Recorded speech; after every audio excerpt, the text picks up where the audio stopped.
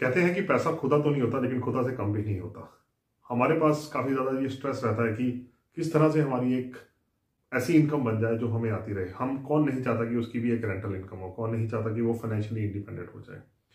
मेरा कुछ एक्सपीरियंस है लाइफ में 22 ईयर्स का, जो मैंने जो बैंकिंग सेक्टर है उसमें निकाला है, तो उससे जो मैंने सीखा है कुछ आपसे आज शेयर करने की कोशिश करता हूँ। तो आज की वीडियो कुछ हटके होने वाली है। कमाना हमारे पास एक सोर्स ऑफ इनकम है, जो कि आप बिजनेस से या जॉब से कमाते हैं या फिर अपने प्रोफेशन से कमाते हैं, लेकिन उसके साथ साथ हमें एक पैसिव इनकम की भी ज़रूरत होती है, जो नॉर्मली हमारे दिमाग में आता है कि अगर कहीं से रेंटल इनकम आ जाए तो इसकी जैसी तो बात ही नहीं हो सकती।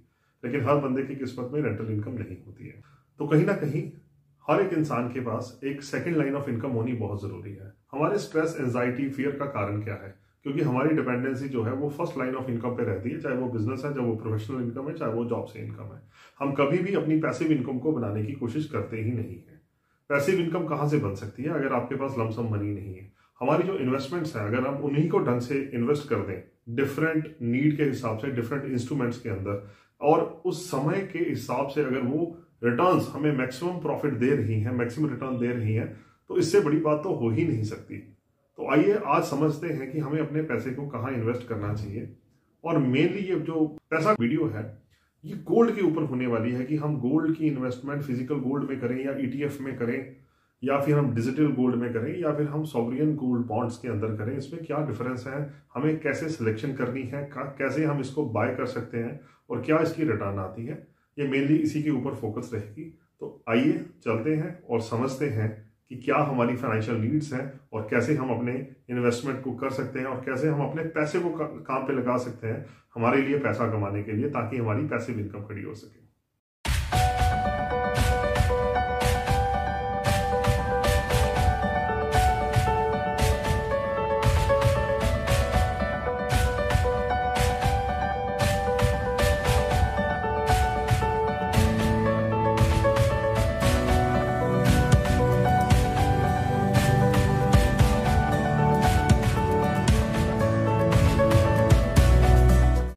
नमस्कार दोस्तों, स्वागत है आप सबका आज की एक नई वीडियो में। आज की वीडियो जैसे मैंने बताया है थोड़ी हटके होने वाली है। आज मैं आपको गोल्ड के बारे में कुछ बताने की कोशिश कर रहा हूं और फाइनेंशियल नीड्स के बारे में। तो जरा समझते हैं कि हमारे पास कितनी तरह की नीड्स होती हैं, फाइनेंशियल नीड्स, और हम उसमें कौन से हमारे पास इंस्ट्रूमेंट्स अवेलेबल हैं इन्वेस्टमेंट के लिए। डिटेल्ड में हम बात डिफरेंट वीडियोज में करते रहेंगे, लेकिन ये वाली जो वीडियो है ये गोल्ड के ऊपर रहेगी। आइए समझते हैं सेविंग और इन्वेस्टमेंट में क्या डिफरेंस है। सेविंग के अंदर रिस्क कम रहता है, सेफ्टी ज़्यादा होती है, शॉर्ट टर्म होता है, लेकिन यहाँ पे आप कभी भी इन्फ्लेशन को बीट नहीं कर पाते। इन्वेस्टमेंट में रिस्क ज़्यादा रहता है, नेटवर्थ इंक्रीज होती है, इन्फ्लेशन को बीट कर पाते हैं, लेकिन लॉन्ग टर्म इन्वेस्टमेंट रहती है। इंपॉर्टेंस क्या है इन्वेस्टमेंट की, उसको समझने की कोशिश करते हैं। की बेनिफिट्स हैं, लॉन्ग टर्म रिटर्न्स हैं, बिल्डिंग वेल्थ है, रिटायरमेंट की प्लानिंग होती है, मीटिंग फाइनेंशियल गोल है, स्टेइंग अहेड ऑफ इन्फ्लेशन है, हैविंग मल्टीपल इनकम स्ट्रीम्स हैं, और बिल्डिंग सेविंग्स हैं। तो इन्वेस्टमेंट्स के ये सारे हमारे बेनिफिट्स हैं। इन्वेस्टमेंट हम कहाँ कहाँ कर सकते हैं? हम स्टॉक्स में कर सकते हैं, रियल एस्टेट में कर सकते हैं, बॉन्ड्स में कर सकते हैं, स्टॉक ब्रोकर के पास करते हैं, म्यूचुअल फंड में कर सकते हैं, हेज फंड्स में कर सकते हैं, और लाइफ इंश्योरेंस में हम इन्वेस्टमेंट कर सकते हैं। ये सारे हमारे पास इंस्ट्रूमेंट्स अवेलेबल हैं इन्वेस्टमेंट के लिए। चलिए अब समझते हैं कि कितने तरह की इन्वेस्टमेंट नीड्स होती है। लॉन्ग टर्म इन्वेस्टमेंट नीड्स हैं हमारी, मीडियम टर्म इन्वेस्टमेंट नीड्स हैं हमारी, शॉर्ट टर्म इन्वेस्टमेंट नीड्स हैं हमारी, और कॉन्टीजेंट नीड है। हमेशा हर नीड के हिसाब से डिफरेंट इंस्ट्रूमेंट्स अवेलेबल हैं मार्केट में जिसमें आप इन्वेस्टमेंट कर सकते हैं। For example, short term need के लिए आप शॉर्ट टर्म एफडी में इन्वेस्ट कर सकते हैं। लॉन्ग टर्म नीड के लिए आप रियल एस्टेट में, लाइफ इंश्योरेंस में, म्यूचुअल फंड्स में, या फिर आप गोल्ड में इन्वेस्ट कर सकते हैं। वैसे ही मीडियम टर्म में आप मीडियम टर्म एफडी में इन्वेस्ट कर सकते हैं। ये समझते हैं शॉर्ट टर्म नीड पहले होती क्या है। शॉर्ट टर्म नीड वो होती हैं जो आपके मंथली एक्सपेंस के अलावा कोई ऐसे एक्सपेंस आ जाते हैं जिनको पूरा करने के लिए आपको अपने सेविंग में से पैसे देने पड़ते हैं। कुछ एग्जांपल के साथ समझते हैं कि शॉर्ट टर्म नीड्स कैसी होती हैं।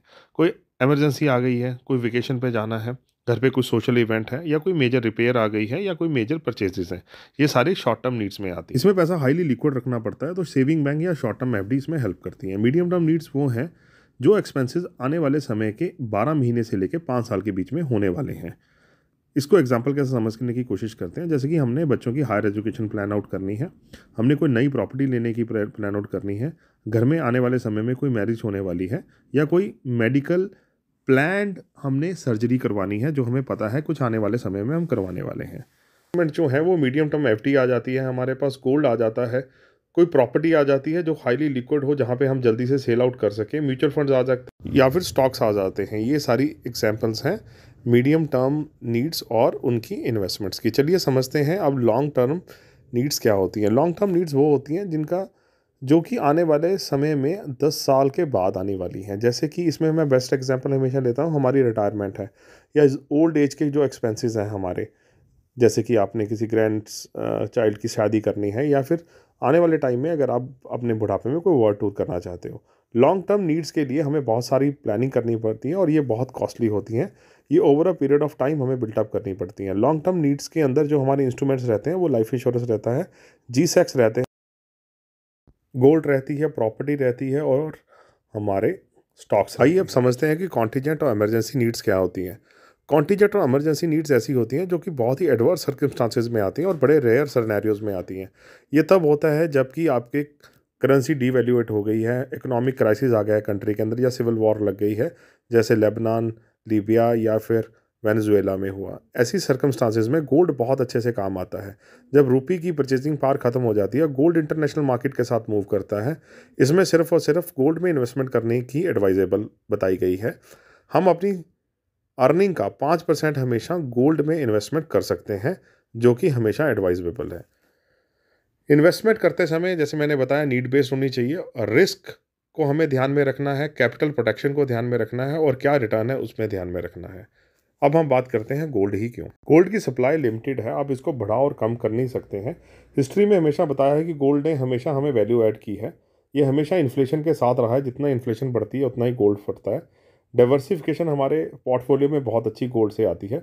गोल्ड को प्लेज करके हम कभी भी लोन ले सकते हैं या इसके अगेंस्ट हम मार्जिन लिमिट ले सकते हैं, जिसके साथ हम ट्रेडिंग करके एक पैसिव इनकम क्रिएट कर सकते हैं। गोल्ड इंटरनेशनल मार्केट के साथ चलता है तो इसका एक कंट्री की इकोनॉमिक कंडीशन का ज़्यादा फर्क नहीं पड़ता। गोल्ड की रिटर्न लिक्विड है, डाइवर्सिफाइड है, डिफेंसिव है, इन्फ्लेशन को बीट करते हैं और रिटर्न अच्छी है। इसको हमें ध्यान में रखना। गोल्ड को इन्वेस्ट करने के क्या क्या तरीके हैं हमारे पास। फिजिकल गोल्ड है, बॉन्ड्स हैं, हमारे गोल्ड बॉन्ड्स हैं, ETF हैं और हमारा डिजिटल गोल्ड है। जितने भी अवेलेबल गोल्ड की इन्वेस्टमेंट्स हैं उनका कंपैरिजन करने की कोशिश की है। अगर आप इस टेबल को देखें तो बड़े अच्छे से समझ पाएंगे। सबसे पहले हम बात करते हैं फिजिकल गोल्ड की। फिजिकल गोल्ड में आप कितने भी अमाउंट को इन्वेस्ट कर सकते हैं। जैसे भी आप लोकल ज्वेलर के पास जाते हैं तो आप कोई भी अमाउंट कर सकते हैं। लॉक इन पीरियड कोई भी नहीं होता, आप कभी भी इसको जाके वापस बेच सकते हैं। मेकिंग चार्जेस रहते हैं तो चार्जेस हाई हैं। ट्रांसपेरेंसी लो है क्योंकि आपको ज्वेलर पे डिपेंडेंट रहना पड़ता है कि जो वो बोल रहा है, जो आपको वो क्वालिटी ऑफ गोल्ड दे रहा है वो सही दे रहा है। लिक्विडिटी हाई है, रिस्क इसमें हाई रहता है क्योंकि गोल्ड ऊपर या नीचे जा सकता है। इंटरेस्ट इसमें कोई नहीं मिलता और लॉन्ग टर्म कैपिटल गेन इस पर एप्लीकेबल रहता है जो कि 20% है इंडेक्सेशन बेनिफिट के बाद। गोल्ड ETF की बात करें जो कि एक्सचेंज ट्रेडेड फंड है, इसमें मिनिमम 50 रुपीज़ की इन्वेस्टमेंट रहती है। लॉक इन इसमें भी कोई नहीं है, चार्जेस इसके भी काफ़ी कम है, ट्रांसपेरेंसी ज़्यादा है, लिक्विडिटी बहुत ज़्यादा है, रिस्क काफ़ी कम है और इंटरेस्ट रेट इस पर भी कोई नहीं मिलता। कैपिटल गेन इस पर भी लगता है जो कि 20% रहता है इंडेक्सेशन बेनिफिट के बाद।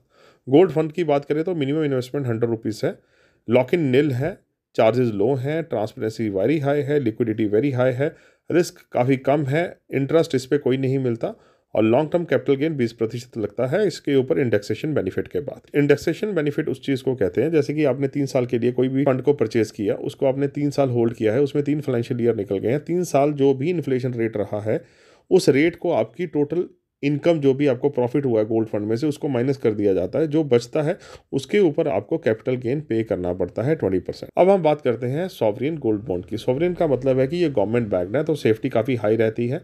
इसमें मिनिमम 1 ग्राम तक आप इन्वेस्टमेंट कर सकते हैं। जो भी 24 कैरेट का उस दिन का रेट होगा उस हिसाब से इसका ट्रेंड चलता है। इसको प्राइमरी और सेकेंडरी मार्केट में हम परचेज कर सकते हैं। मिनिमम लॉक इन 5 साल का रहता है। अगर आपने सीधा गवर्नमेंट से बाई किया है तो आपको उसको 5 साल में होल्ड करना पड़ेगा, लेकिन आप इसको सेकेंडरी मार्केट में सेल कर सकते हैं। 5 साल से ऊपर जाते हैं तो आपको कोई भी कैपिटल गेन नहीं लगता। अगर 5 साल से नीचे इसको सेल करते हैं तो आपको इस पर भी इनकम टैक्स पे करना पड़ता है as per your income tax slabs.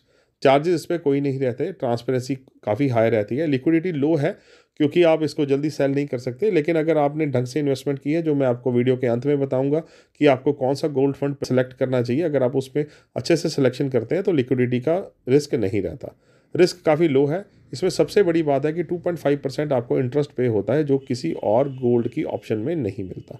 Digital की गोल्ड की बात करें तो 1 रुपया इन्वेस्ट कर सकते हैं, लॉक इन पीरियड कोई नहीं है, चार्जेस काफ़ी हाई रहते हैं, ट्रांसपेरेंसी काफ़ी हाई है, लिक्विडिटी काफ़ी हाई है और रिस्क काफ़ी लो रहता है। Long term capital gain 20%। चलिए सॉवरिन गोल्ड बॉन्ड की बात करते हैं। सॉवरिन गोल्ड बॉन्ड में ज़ीरो रिस्क है, रेगुलर फिक्स्ड इनकम है, नो मेकिंग चार्जेस है, 99.9% आपको प्योर गोल्ड में इन्वेस्टमेंट होती है और ये सेकेंडरी मार्केट में ट्रेड होता है। ये सॉवरिन गोल्ड बॉन्ड के कुछ फीचर्स हैं और 2.5% का इस पर इंटरेस्ट मिलता है, जो इसकी सबसे बढ़िया बात है।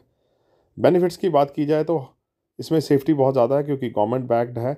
इसको आप पेपर फॉर्म में भी ले सकते हैं अगर आप बैंक से परचेज़ करते हैं, और अगर आप ऑनलाइन अपने स्टॉक ब्रोकर के थ्रू परचेज़ करते हैं तो डीमैट फॉर्म में रख सकते हैं।